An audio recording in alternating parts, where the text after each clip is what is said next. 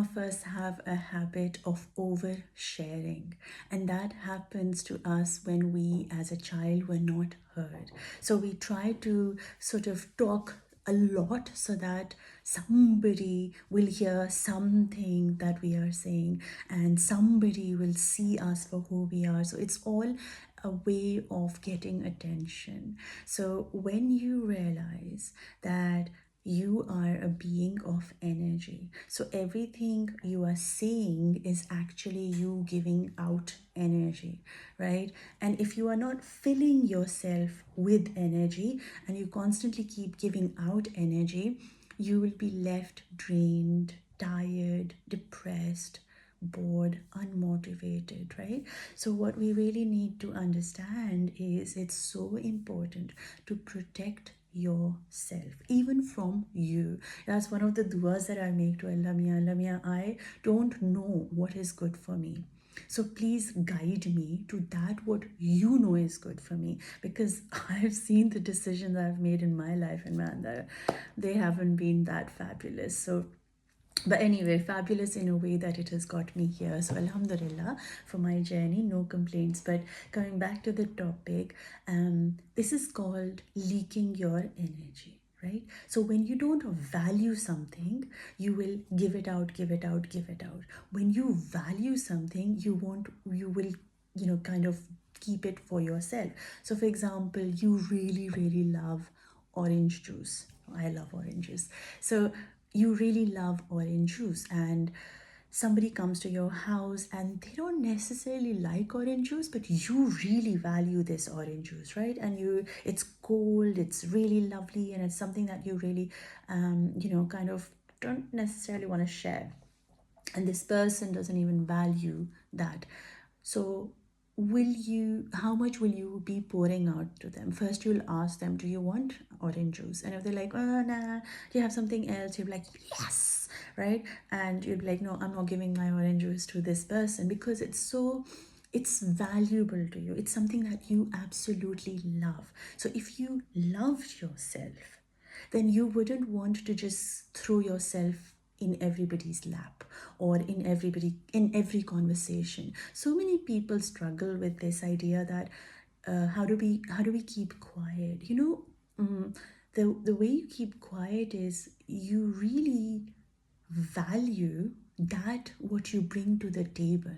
So if you knew who you were, you would value everything about you. So you won't necessarily go into every conversation, every party. You don't want to be involved in everything and anything, because if that's what you're doing, you're just leaking energy and you're going to be drained.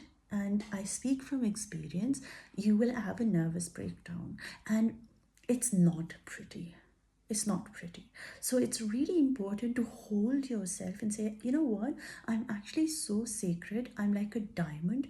Not everybody deserves this. Not everybody deserves to be in my energy.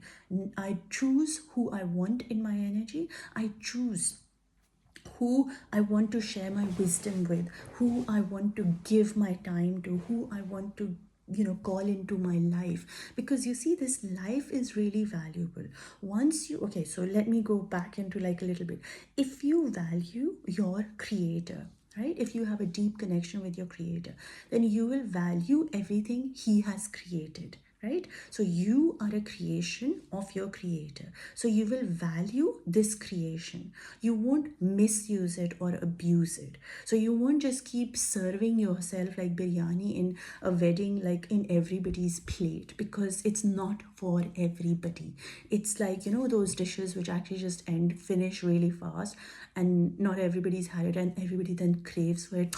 Oh, the gulab jamuns were so good, but this was so little. They were so limited, and I couldn't have it. I love gulab jamuns, just saying.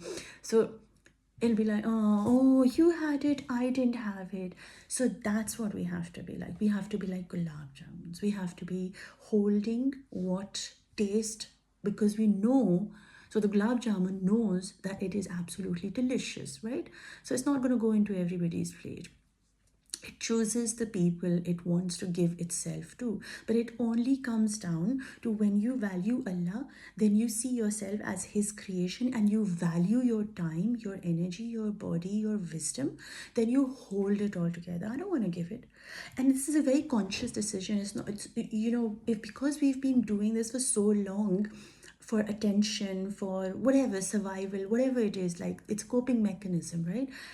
We have to be very conscious to shift that within us. It's not going to just randomly on its own going to chip. No, you have to very consciously say, you know what, while somebody's talking, you actually have a dialogue in yourself and you say, hang on, do I really need to give this person anything more? Do I need to engage with this person?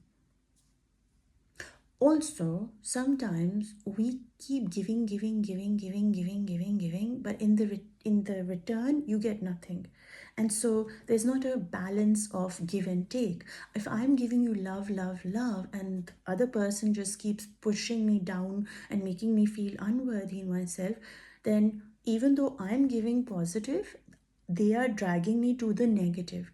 So, is that a good way to do treat Allah's creation? If you are pulling somebody up, isn't it that they have to pull you with them or with you rather than you giving, and they just kind of having nothing to give you? So, if they have nothing to give you, then why are you giving to them? So, if you valued yourself, you would not give yourself the way you have been giving. You will not give your wisdom, your time, or your energy to people who do not value you. And you will hold yourself because you value what you are, who you are, what your insights are. You just say, my story is actually too sacred, even if you're in a victim mode. This happened to me, that happened to me, whatever happened to me, my life is blah blah blah blah, right? Even in your victimhood, you can hold your story and say, I don't want to be a victim in front of this person. Although I'm not saying encouraging being a victim. I'm saying even in that situation, try to hold yourself, try to control who you share your story with. Your story is very valuable. You are very valuable. Allah's created you with utmost beauty and love and perfection, and He doesn't want you to be like a I just realized a story by Muhammad Ali, the boxer. There was a story about his daughters, and it was like he said to his daughters, be like the chocolate or something toffee as it is in a wrapper. So cover yourself and protect yourself, and don't try to just sit there naked because the bees and flies will come and eat you, right? That's quite connected to this. So protect your energy, protect your own being by understanding that you are valuable. When you value yourself, you will automatically not want to be giving everything to everyone, because what you have, what you are, is not worth everybody. You're not for everybody. So stop giving yourself to everyone because they're not valuing you. And if they did value you, you'll automatically want to give more and you'll get in return also. But if you're not getting in return, you're just giving, talking, speaking. It's going to die here. It's going to frustrate you. It's going to leave you feeling very lonely. And so to avoid that side of things, then it's a good idea to not not speak too much to too many people, and connect to your own self, be with your own being, heal yourself by becoming your own healer. Try to depend on yourself and your Allah. Whoever He sends, beautiful. Whoever He takes, beautiful. Let people be how they are. Try not to change people in any form or way. Why are they not understanding what I'm saying? Why can't they hear me? They can't hear you because Allah did not give them the capability and the capacity. But Allah gave you the capability and capacity to value your own self. So stop sharing too much with other people. You do not need to share anything to be loved. You are loved for that who you are, which Allah created you as. So you don't need more attention because your Allah is constantly giving you attention, constantly watching, hearing, seeing, Watching and seeing is the same thing, but watching, hearing, being with you, right? So when you think that, and in your being, that you're always with Allah and Allah is always with you, then you don't need to speak to other people and ask for their sympathy, because ultimately you're asking for their attention because you think nobody gives you attention, and so for attention you do these things, but you're already getting attention from God. So just be content that your Allah is hearing you, watching you, seeing you. I don't know why I keep saying watching and seeing, because it's the same thing, but anyway, you get the idea. So if that's something that resonated with you and you enjoyed the video, please share it, like and subscribe to my channel.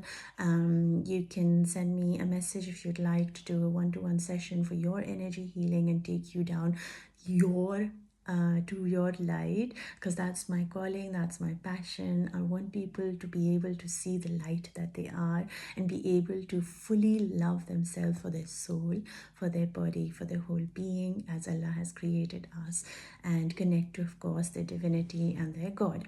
So you can send me a message for a one-to-one, or if you want to start your journey like I did, I've shared all my art sessions on my Patreon. You can become a member there and support me there and start these journeys on your own. I swear to God, it has completely shifted my life. Channeling into the 7 chakras, understanding the energy world, connecting to the creations of Allah, and deepening my connection with my Allah. I think my win is my Allah. My Allah is my, like, ultimate, like, like, I don't think words can ever explain. But if you have any questions that you'd like me to answer, you can also send me those. You can connect through Instagram and TikTok, because I'm quite alive there, or I do check my messages. But anyway, if you enjoyed the video, let me know, and take good care of yourselves. I love you. Take care and enjoy your evening or day, whatever you are. Bye for now.